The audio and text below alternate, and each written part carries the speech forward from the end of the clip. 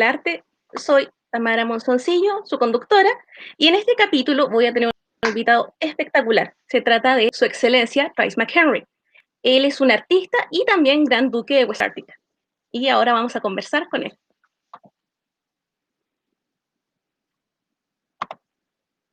Hi, Travis.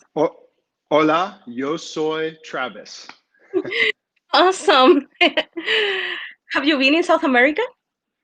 No, it's one of the few continents I've never visited. That's really exciting. I think you have traveled a lot. I have, yes, mostly to Europe though. A lot of travel in Europe, and the only Spanish-speaking countries I've been to are Mexico and Spain. Oh, okay. A nice accent. I like it. Thank you. First of all, I want to ask you, like, you do so many things. You are running Westarctica, you are an actor, you're a filmmaker. How do you manage to do all these different things? It's very hard. I don't sleep a lot. I don't spend a lot of time doing other things. You know, like most people can just go to the beach and sit there for 6 hours. I can't do that. I always have to be active and doing something. So some of it is time management, just finding the time to do everything. And the other thing is, I feel, we're all going to die someday. So I want to experience as much of life as I possibly can before I die. That's amazing. I really like the spirit. And tell me, does people try to put you on a box? I mean, like, is it difficult for them to understand that you are involved in all these different things? Yes, yes. When I was acting full time, my actor friends couldn't understand Westarctica or what it was all about or why I was doing it. And then I started creating tarot cards. And a lot of the people who were involved with Westarctica couldn't understand the tarot cards. So, yeah, it's okay though. I don't expect them to follow me along on everything. Just enjoy whatever part of me they enjoy. And I imagine that if you have like a birthday party for yourself, it must be very exciting. All the guests, like they all come from different areas. The actor friends with the Antarctica friends. It's very rare that I get everybody together in the same room. Generally, I like to have, like a gathering in Los Angeles will just be the actor friends, or a gathering someplace else might just be the Westarctica friends, like in Berlin a couple years ago. So yeah, I tend to segregate the parts of my life. Yeah, that's very interesting. Tell me something. How would you describe your acting style? I I read was the Lee Strasberg method. correct. So I trained in the Strasberg method. And from that, I developed my own method that I had been practicing since '95 when I started acting. And it's just a complete living in the character all the time. So even during the day when I was, at my regular job or at school or whatever I was doing, I was still in that character in some way. And for example, when I was in The Cherry Orchard by Chekhov, I played Colonel Vershinin, who is this Russian colonel. And every day I started drinking vodka with my meals. I don't even like vodka. And I started eating caviar for dessert. And I don't really like caviar that much. So I incorporated these elements of the character into my daily life to see if it would have an effect on my performance on stage. And I always found that it did. Awesome. Tell me something. Like, do you what's the most extreme thing you have done preparing for a cast? Well, pretty extreme. um, uh, it's probably too extreme. In 2010, I played a Nazi prison guard. And to prepare for that role, I had to go through really intense physical training because I had to appear full nude on stage, totally naked for a scene. And so I underwent 2 months of really rigorous physical preparation. And I also spent a lot of time watching a movie called Triumph of the Will, which is a very famous Nazi film. Yeah. And I probably watched that movie 200 times in the 3 months of rehearsals that I was undergoing. And it worked to get me into that mindset so I could understand it's not just the racism part of Nazism, which is something I think most people can understand and reject, but to understand, you know, the object of glory, like we're going to do this glorious thing. That's really what Nazis felt like they were going to do. And to get into that mindset was very difficult. But watching Triumph of the Will over and over again and focusing on a physical, you know, sort of perfection got me into that role. So I consider it one of my best characterizations, but it was a horrible, you know, role to have played. Do you prefer that sort of character, like more complex, or that someone that is completely different from you, or do you like to see You know, perspective? so one of my acting teachers taught me a long time ago that any character, no matter how evil or different they are from you, every character has a kernel of humanity that connects them to you. So your job as an actor is to first find that kernel of humanity and then connect it to you and build the character around that. So, you know, for example, in that character, that Nazi, the kernel of humanity I found was that he was gay. So that was actually, and because I'm married to a man right now, I was able to connect to that kernel of what makes that person tick, and then build the character from that. Around it. That's very interesting. I like it. And tell me something, like, what do you think it's a character that you were born to play, or you would really, really are eager to play? You know, Count Dracula is a character I've Okay. always wanted to play. And in 2013, I played Nosferatu, which is the sort of German version of Dracula. And I've already got the bald head, and it was a great role. Great. And as a filmmaker, what are the themes you are more interested in when you are behind the I, camera? so I,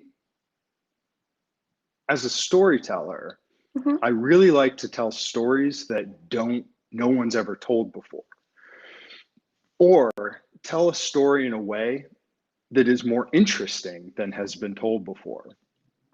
So my last movie was a movie called Chubby Baby. We shot it in 2015, and it's funny because the story is actually what Stranger Things, you know, that Netflix Yeah, yeah, the program, Netflix show. it's almost the exact same story, but we were telling it in 2015. So Yeah. the story of a little kid with psychic powers who is basically captured by the government. And what's the backstory? How did the kid get the powers and everything else? That's what my movie delves into.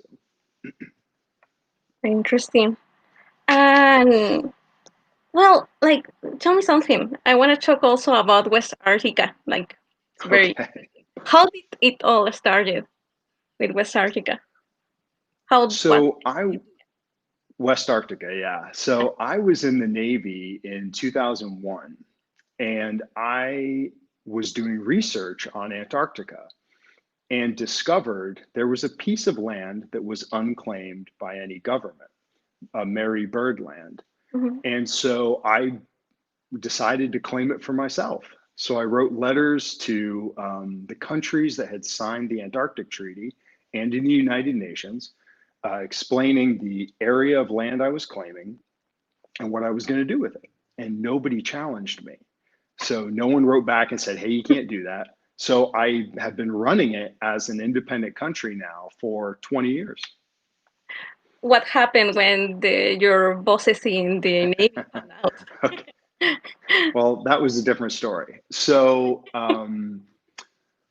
in 2006, 2005, I got a visit from two agents from Defense Security Service in the Pentagon. They came down to Virginia Beach, where I was stationed, and they questioned me about Westarctica. And they said, we're going to deny your security clearance if you continue in your involvement with this project. So I decided I wanted my job in the Navy more than I wanted to be Grand Duke. So I actually abdicated my throne and turned Westarctica over to somebody else for 4 years, I think is how long someone else was ruling it.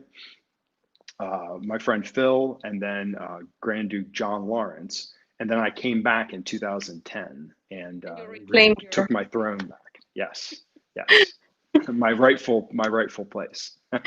Did they make any trouble to give it back to you, or did you have to fight it? No.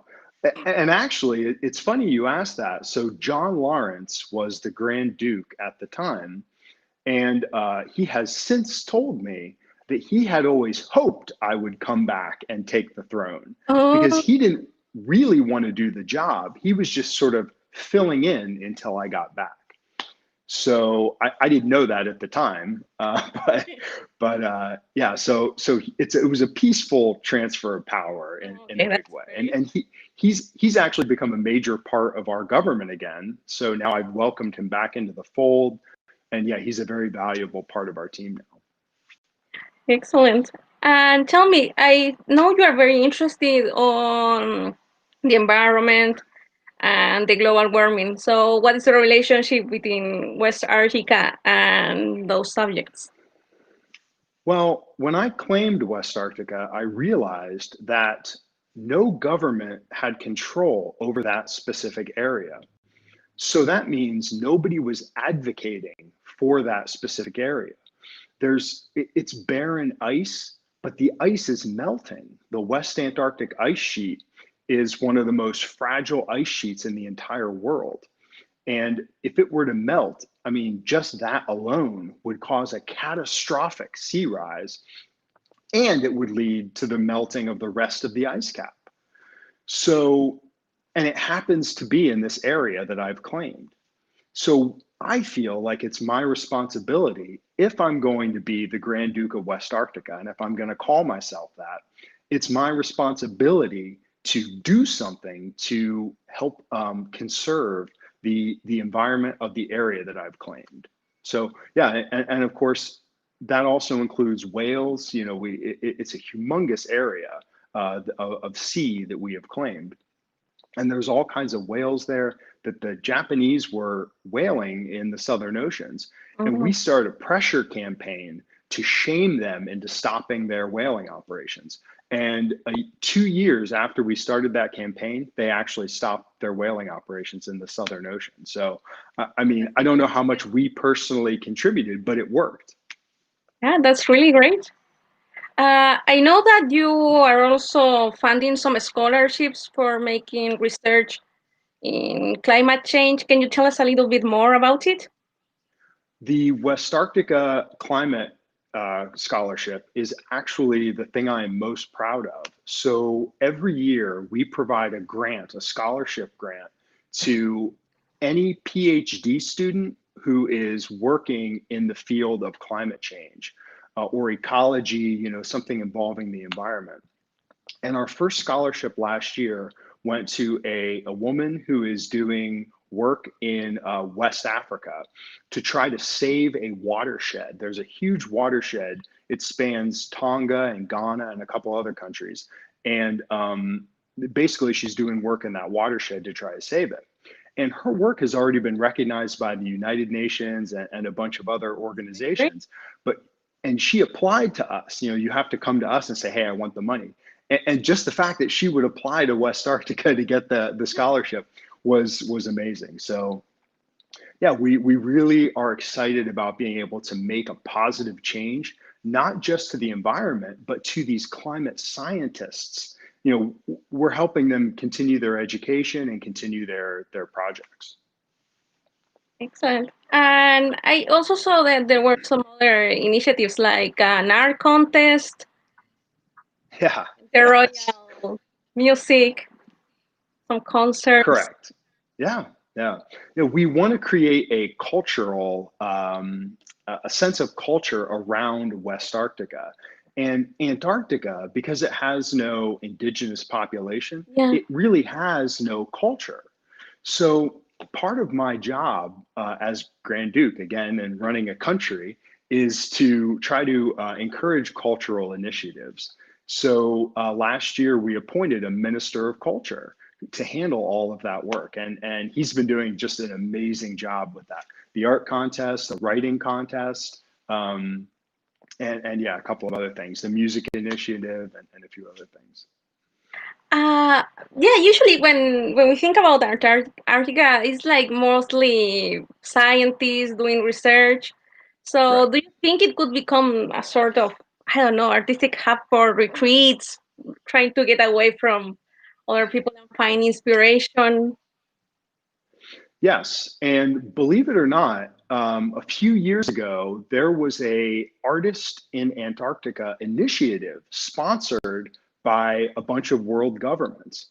So you could, if you were an artist, a writer, a painter, a photographer, you could get a grant to go to Antarctica and spend 6 months there or whatever, um, and see how that would influence your art. So the fact that the governments of the world are doing it is a positive sign that we are taking that same initiative to do that same thing. Great. And is there any political leader or monarch that you really look or admire? Uh, the biggest one would be Napoleon. I joined the Navy because I read a biography about Napoleon, and I was so inspired that I literally called the Navy recruiter a month later and said, "Hey, I want to join the military." So Napoleon is probably my biggest inspiration. Yeah. And tell me something about when you were in the Navy. All your artistic activities were kind of on pause, or did you keep on doing some acting while you were in the Navy? I don't know how that could have worked. So well, at first, everything was on pause. But my job in the Navy, a lot of it was public speaking because I had to brief the captain and brief the wardroom officers on on events and intelligence threats and things like that. So I was always still performing, to a different kind of an audience at that point. Um, but I never really gave up, that communication with the public and telling a story and that kind of thing. It's just in this case, it was a true story, like the Iranian submarines are getting underway or whatever it might be. And then in 2007, I decided I wanted to go back to acting. And so I started auditioning and I was getting cast in movies and plays and TV shows. And I had to make time then to, my day job was the Navy and my side job was acting and all this stuff. And after I was in the movie Body of Lies with Russell Crowe and Leonardo DiCaprio, then people started to take me a little more seriously and respect that my acting a little bit more. And the Navy was very good. They gave me, time away and the ability to change my duty schedule and stuff like that. How common is to find other people in the Navy or in the Army that are interested in acting? Um, It's my not. whole time, it's not that common, no. Yeah, Because a lot of actors are sensitive to emotion and they're sensitive to a lot of things. So it can be hard for them to be in that yeah. environment, which is ironic because the big actors of the 50s and 60s, all Where? of them were in the military. They were all World War II vets. Yeah, Yeah. yeah. But there was like a So switch in Hollywood. I think that from that time, many actors have that background. Now it's not very right, common. right, So, right. well, Adam Driver, I think he was also. a Marine before being in the movies. Oh yeah. Well, it's becoming more common because there's an authenticity. If you've been in the military and you have that experience, and then you go and play those roles in a film or an action film or something like that, there's an authenticity you bring to it that the average actor wouldn't have. Yeah, and also I think probably you have like you're more rigorous on your way of preparing, like Correct. Yes. And you show up on time to rehearsals and performances. Time management is something you just learn in the military. You have to have it. So you end up showing up on time, and you're prepared for your day. So yeah, an actor who has been in the military is going to be a little more reliable than maybe an actor who hasn't. yeah. Tell me something. What about the microcon? I was reading also about that. So I know the Westarctica is part of the Correct. microcon summit. So what happens in Correct. there? So MicroCon is a biennial, every 2 year gathering of micronationalists from all around the world. We all come together and we wear our uniforms and our medals and everything else, and just sort of enjoy each other's company for 3 days. And we are discussing what's the future of our movement, and trying to help each other and say, hey, here's how I was able to get stamps printed. Here's how you can do it. And we give speeches. There's generally 10 to 12 speeches about something. So you're talking, trying to sort of educate your community about, hey, here's what's going on in micronationalism right now. And it's really a lot of fun to meet other like-minded people. And it feels like the United Nations. We're sort of all these world leaders gathering together for embassy receptions and speeches and things like that. Yeah, so in a way, it's like a G8 meeting or a G6 meeting, something like that. That's very interesting. And also, like, do you think there's like an usual profile of the rulers of these micronations, or is very No, diverse? I don't know. there really isn't. I've met just about everybody in this community, either in person or virtually online. And it's people, they come from all walks of life. The Erican Emperor, Emperor Eric Liss, is a psychiatrist. That's his day job. And the president of Molossia, Kevin Baugh, is he works for the he used to be in the military. Now he works for the military. So he has a government job. And me, I print tarot cards for a living. I'm a publisher. So you've got really all these different walks of life. Just people had one thing in common, and that's they want to be in charge. Do you really like leading roles in organizations? That's right. Yeah. What do you see in Westarctica's future? How do you imagine the next 10 years for Westarctica? Well, this is our 20th anniversary, so it's already been 20 years. And the progress that we've made in that time period is substantial, but it's not, where I wanted us to be in 20 years.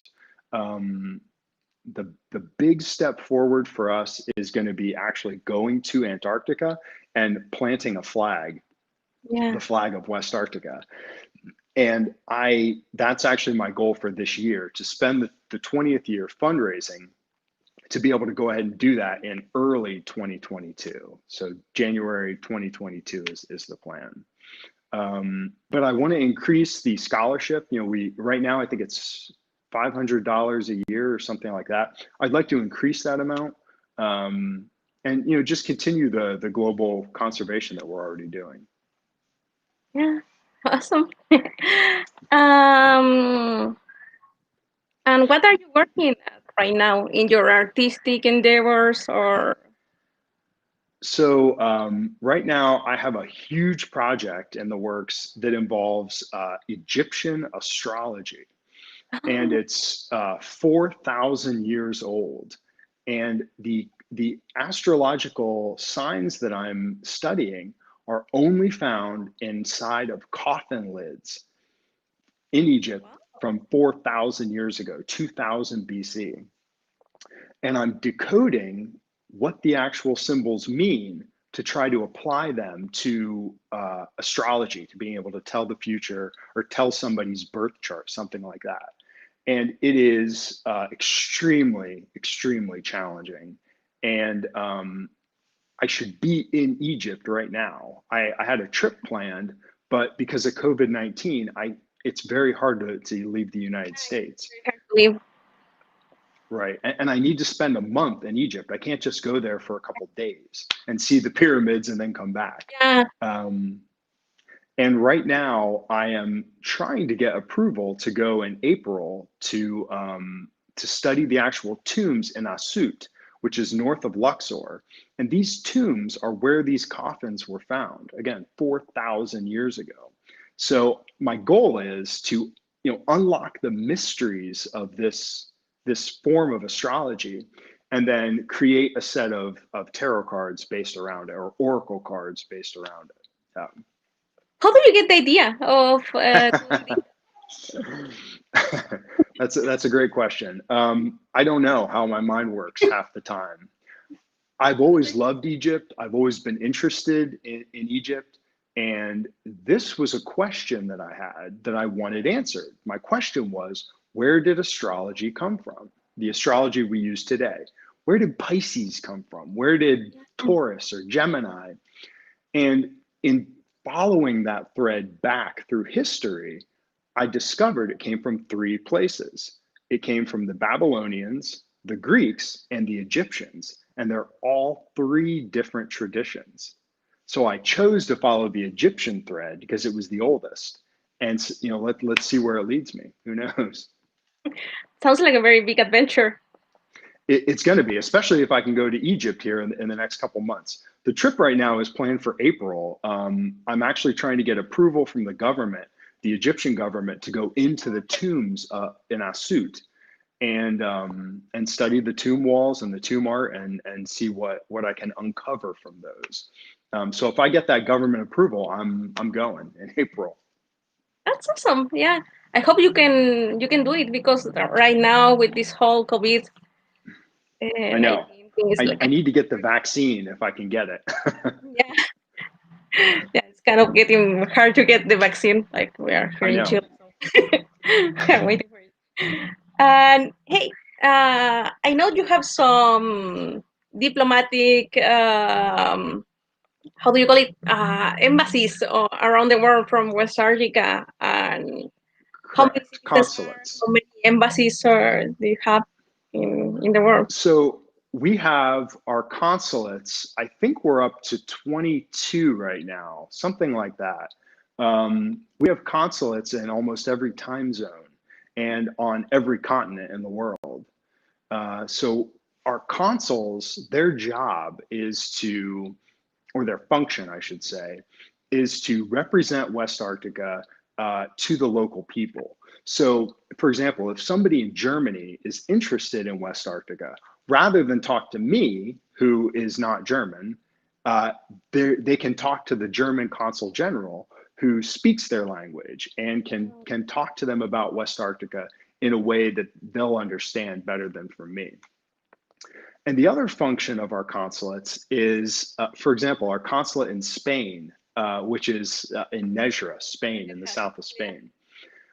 So he has done, the Baron of Doral is his name. He has done amazing work to get the flag out, to get a plaque on his front gate. So you walk by and it says Consulate of Westarctica. And people have actually, Spanish people have reached out to me and said, hey, I see you have a consulate in Nejra. What's this all about? So, and then I can explain it to them, and then they can, get in touch with the consul in Spain. and learn more about what we're doing. So it's just like real embassies or real consulates. The point is to share our mission with the world and to get more engagement on a global scale. Yeah, really interesting. Yeah. And and now I need to ask you this, like, what would be like your recommendations for some people that is starting thinking of creating a nation or becoming an artist? What would you recommend them to do? The best recommendation I can give for micronationalism or for creating your own art form, like I did with tarot cards, do not listen to other people. Just do it your own way. If I had listened to other people, Westarctica wouldn't exist, because people told me it was crazy, and maybe it is crazy. I don't know. And the same thing with tarot cards. You know, if I told people, hey, I'm going to make tarot cards and make a living at it, they would have said I was nuts. But here I am 3 years later, and it's insanely successful, a global success. So just do it your own way. Have your idea and you know, follow it through in your own way. Excellent. Okay, and now this is something that we ask to all our guests. How would you like to be remembered for future generations? Yeah. I read a quote about Marlon Brando once, and it said he was a force of his own nature. And that's kind of the way I tried to live my life. You know, I hope that these things that I've created, Westarctica, tarot cards, and my acting, have inspired people to live their life in a more full and a richer way. So I guess that's how I want to be remembered, as someone who is inspirational, that my story will inspire others to have their own successes. Awesome.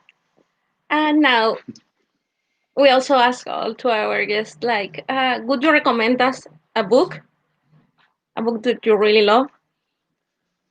Uh, a book that changed my life is called Free Play. And the author's name is Stephen Nachmanovitz. I can't pronounce his last name, but it's called Free Play. And it is required reading at NYU, or at least it was many years ago. And a friend gave me this book, and I read it and highlighted it and put notes in the margins and read it over and over again. And it inspires you to follow your impulses, to not be judged by other people, and to just do things as you're going to do them without fear of being judged. So it's a great book for actors, it's a great book for artists, but it's also a great book for anybody. In fact, in his opening chapter, the author talks about mechanics being improvisational and being fearless and just doing an oil change their own way. So it can apply to anybody. Free Play is the name of the book. Excellent. I'm going to look for it. I didn't know it. Yeah. And favorite movie or movie you would recommend? My favorite movie of all time is Schindler's List. That's easily. Movie I would recommend is The Handmaiden. It's on Amazon right now, Amazon Prime. It's one of my favorite movies, recent movies. Yeah, that's a very good movie. Yeah. And favorite musician? Right now, it's Lana Del Rey. But of all time, my favorite musician of all time is Mozart. I think he's just the absolute most amazing musician that's ever lived. Excellent. And now I'm going to leave you the screen to our people, but say some final words, like Okay. anything you want to say. And I really want to thank you for your time in this interview. Thank you for having me. I appreciate it. Okay, I'm going to give you full screen. And what would you like to say to our public? The best message that I could give to anyone is to follow your heart, follow your dreams, and don't let other people tell you how to live your life. Steve Jobs said it best. it's your life. Don't live it spending someone else's dreams or following someone else's dreams. Follow your own. And that's the way I've tried to live my life. And it's worked very successfully for me. I've had setbacks. I've had a lot of obstacles that I've had to overcome. And the key is to sort of surround yourself with positive people who are going to help you overcome those obstacles when they arrive. Those are also very inspiring words. And I really, really want to thank you for being here with us. And see you soon. Thank you for having me. It was a pleasure. Thank you. Hasta luego.